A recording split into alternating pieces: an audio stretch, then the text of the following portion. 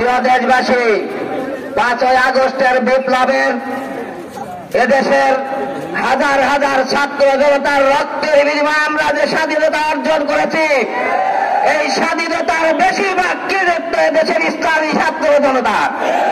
কিন্তু বেগম খালেদা জিয়া মুক্তি পাই, বাবর মুক্তি পাই, আজহার ভাই কেন চলে এটা জবাব চাই। আজহার ভাইয়ের মুক্তি দিতে হবে।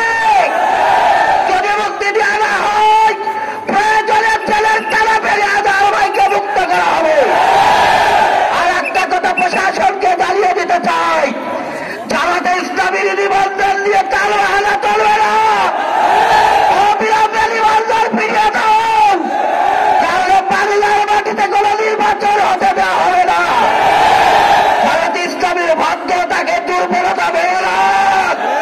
জামাতে ইসলামী দুর্বল কোনো সংগঠন নয়। আমরা বাংলাদেশের যে কোনো পরিস্থিতির মোকাবেলা জামাত ইসলামী করতে সক্ষম। এজন্য জামাত ইসলামীকে দিয়ে তাল বাহানা না করার জন্য আবেদন জানাই। সেই সাথে আমাদের নেত্রীর নেতার মুক্তি দিতে হবে। অবিলম্বে আজহার ভাইকে মুক্ত করে দিতে হবে। এই আহ্বান জানিয়ে আমার কথা শেষ করতে। আসসালাম।